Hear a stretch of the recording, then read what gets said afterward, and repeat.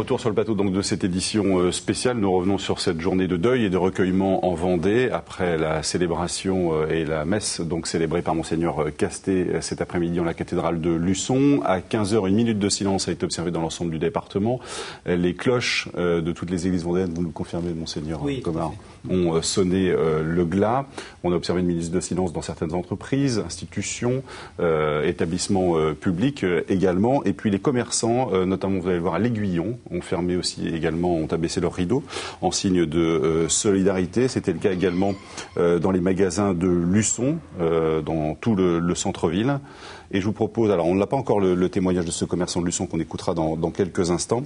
Et puis vous allez le voir aussi à l'Aiguillon. Je vous le disais, une minute de silence a été marquée. C'est à l'Aiguillon, les pompiers, je crois que nous allons voir, les pompiers à l'Aiguillon-sur-Mer, si on peut voir l'image, voilà, de ces pompiers qui ont marqué la minute de silence, donc à 15h. Minute de silence qui a aussi été observée dans certains établissements scolaires. C'était le cas, je crois, à l'ICES à La Roche-sur-Yon. Et puis des prières ont été dites également dans les écoles. Dans tout le réseau de l'enseignement catholique de Vendée, donc un temps de prière était prévu dans la journée, si possible aux alentours de 15h. Ça dépendait des possibilités et de la décision du chef d'établissement. Mais le directeur diocésain l'avait demandé, oui. TV Vendée et toute l'équipe évidemment de la chaîne présente bien sûr ses condoléances à l'ensemble des familles des victimes et je vous propose de nous associer donc à cette minute de silence qui a été observée aujourd'hui. Nous allons la marquer maintenant sur l'antenne de TV Vendée et vous allez découvrir pendant cette minute le nom de l'ensemble des 29 victimes donc de la tempête Xynthia en Vendée.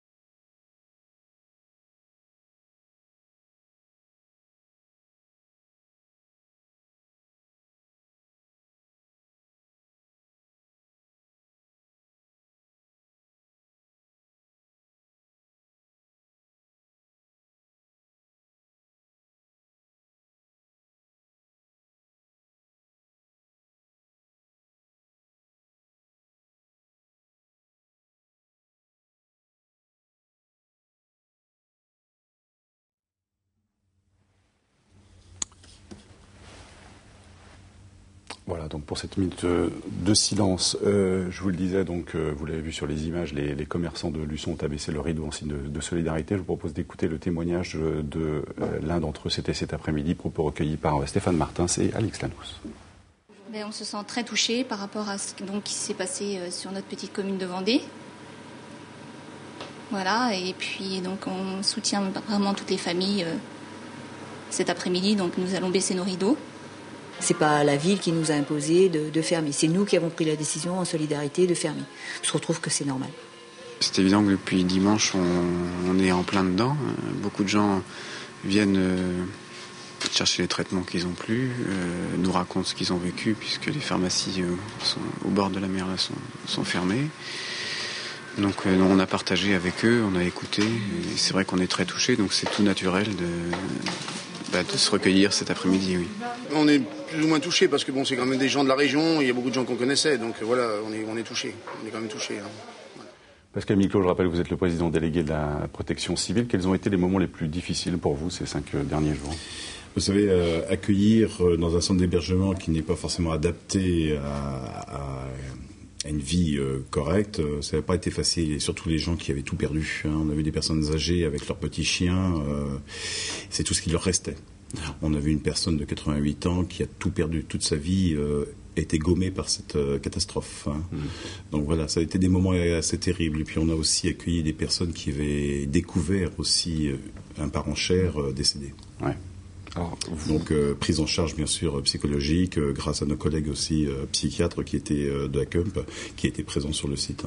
On a parlé beaucoup de la prise en charge psychologique des victimes. On a moins parlé de la prise en charge psychologique des secours, parce que je crois que c'est aussi une demande de la part de certains de vos membres. Oui, on a eu besoin. On a quelques secouristes.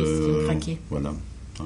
On a mis des secouristes un petit peu à l'écart. On leur a demandé de bien vouloir s'écarter de leur mission parce qu'ils commençaient eux aussi à craquer.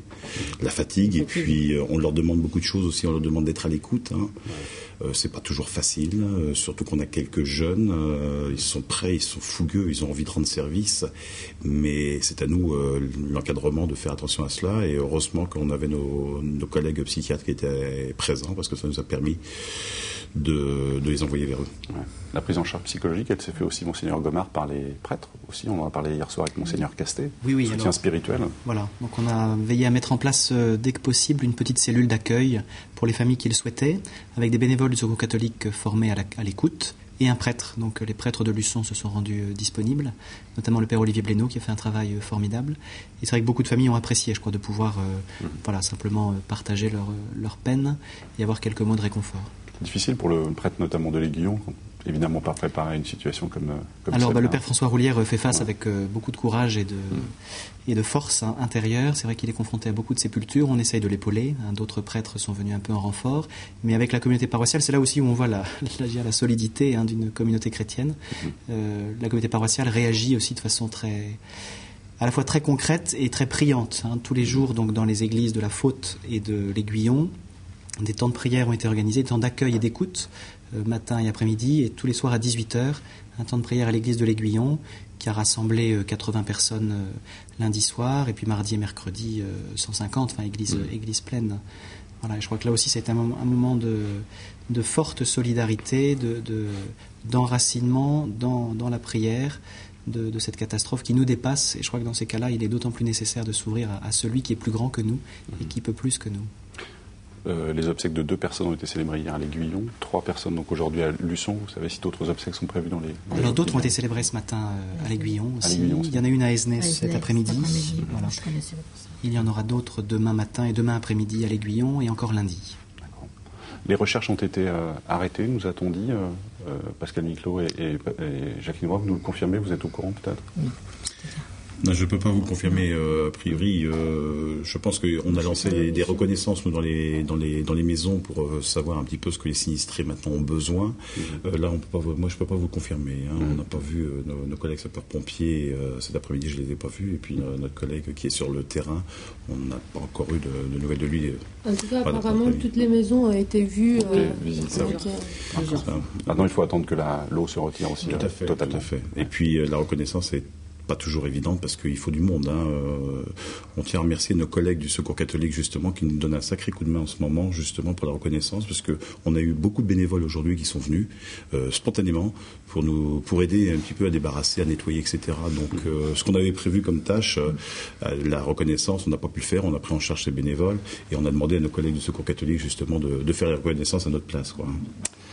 Alors je vous le disais, hier soir, l'effectif des pompiers a sensiblement augmenté ces dernières heures, passant de 300 à 392 hommes, dont certains venus de 8 autres départements. 256 d'entre eux sont affectés à des missions de pompage et de nettoyage des maisons, rue par rue, pour prêter main forte donc aux habitants qui sont de retour chez eux. Une aide évidemment précieuse et bienvenue, comme a pu le constater aujourd'hui Anthony Jamin, dans l'un des 4 quartiers de la Faute-sur-Mer qui est encore inondé, en suivant des pompiers venus de l'Eure et de la Seine-Maritime. Donc tu retournes où on était hier, mais pas côté Ardenne-Serpozy, de l'autre côté, à des Pins. D'accord. Juste. Donc là tu vas tout droit, c'est plus loin à droite. Voilà. Et au niveau de la grande route qui est là, on peut encore en mettre une. Là tu as un portail blanc, tu vois, il y a un peu de refoulement qui sort, et un à l'autre bout. Pour la journée, nous avons eu pour mission de réaliser le pompage d'une nappe touchant plusieurs habitations. Sur le chantier qui est là, on a à peu près 5-6 pompes au maximum qui ont tourné en même temps. On est en train d'alléger le dispositif. Et pendant le temps qu'on allège le dispositif, on en profite pour aider les gens à évacuer leurs meubles et nettoyer leurs biens. On va s'occuper des 2 groupes et de la dame. Jonathan, on peut l'enlever la table. Oui, voilà, on va faire placer, après on vide les meubles et on met tout à sécher dehors. C'est pas facile de dire aux gens, c'est pas grave, vous savez, c'est que du matériel. Malheureusement, ces gens-là, ils ont travaillé des années pour obtenir des biens comme ça. Donc, difficile de pouvoir les aider à surmonter leur désarroi, quoi. Je pensais pas tomber là-dessus. C'est très bien, les pompiers. Comme on n'a jamais eu de problème, pour nous, c'est très réconfortant. Ce sont des amis, et puis on s'est senti obligé, oui, de venir les aider dans leur détresse, parce que c'est vrai que c'est pas rien de trouver ces meubles comme ça, tout en l'air, et puis c'est la moitié d'une vie foutue en l'air, quoi. Bonjour madame. Vous êtes dans le même bateau que nous? Pareil, pareil. En une demi-heure de temps, ils ont fait... ah oui, ce qu'on aurait mis la journée et peut-être plus à faire, quoi, parce que bon, on arrive là, on ne sait pas par où le prendre. Ils nous ont beaucoup aidés, bien, et on les remercie beaucoup. Voilà, et puis vos chambres, ici on a regroupé les deux matelas. C'est récupérable tout. Il faut mettre à sécher, parce que tout est mouillé. Oui, mais autrement, et les sommiers aussi. Les sommiers sont mouillés aussi. Oui. On essaye de réconforter les gens, même si on est petit par rapport à la situation. On essaye de réconforter les gens du mieux qu'on peut, quoi. Puis les aider au maximum, surtout. Oui. Donc, rien que quand je passe le pont, là, que je viens là, oui. Ça me... je sens que ça me monte. Oui. C'est quand même le village de notre enfance. Vous dites qu'on est, depuis 50 ans, on vient à la faute. Et on a une maison depuis 25 ans. Et tous nos enfants, nos petits-enfants, tout le monde vient l'été. C'est-à-dire que ça relativise nos dégâts, si vous voulez. Parce qu'on peut penser, à 15 jours près, on était là. Puisqu'on vote sur la commune. Donc on aurait pu être là, être mort. Il y a une personne qui est morte derrière, dans un lotissement à côté. Donc évidemment, on est content d'être en vie. Et content de la solidarité de tous.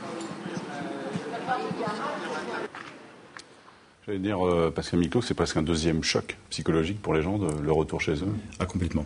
Ouais. On a commencé à voir, on a envoyé quelques équipes et on a recueilli au centre d'hébergement avec nos collègues psychiatres justement des gens qui, après un retour chez eux pour voir un petit peu dans quel état c'était, se sont effondrés. C'est normal, il y a la découverte, il y a eu la peur dans un premier temps, et puis maintenant il y a la découverte de tout leur passé qui disparaît. Ouais, donc voilà, là, c'est pour ça que l'organisation du travail de nettoyage est extrêmement important. On a beaucoup de demandes de bénévolat, et il va falloir qu'on encadre, parce que il faut faire attention à ces retours qui peuvent être très marquants pour c'est vrai que demander à des particuliers comme nous ici de venir aider ces gens, c'est assez délicat effectivement si on doit affronter la détresse. Tout à fait.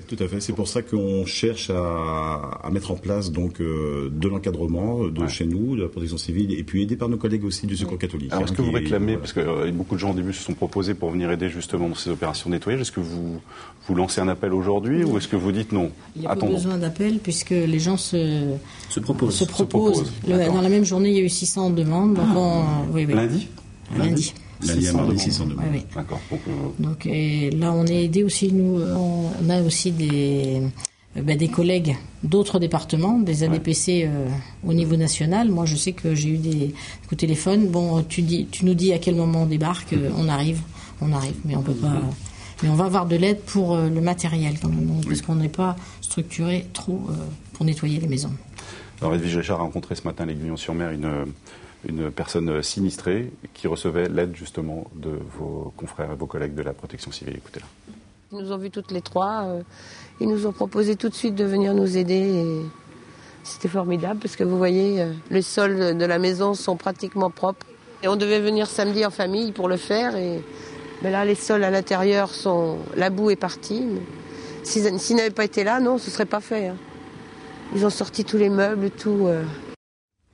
Alors notez que les accès aux communes de l'Aiguillon et de La Faute pourraient être filtrés ce week-end pour éviter que d'éventuels badauds, il n'y a pas d'autre mot, viennent perturber les opérations de nettoyage. Vous me confirmez cette information, Pascal Miclot? Je ne peux pas vous la confirmer, mais ça aurait été une demande de notre part. Ah oui, d'accord. Ça l'aurait été, oui, parce que il risque d'y avoir un gros afflux de personnes. Déjà, ça a commencé aujourd'hui. On avait commencé, nous, à préparer des chantiers, organiser, etc.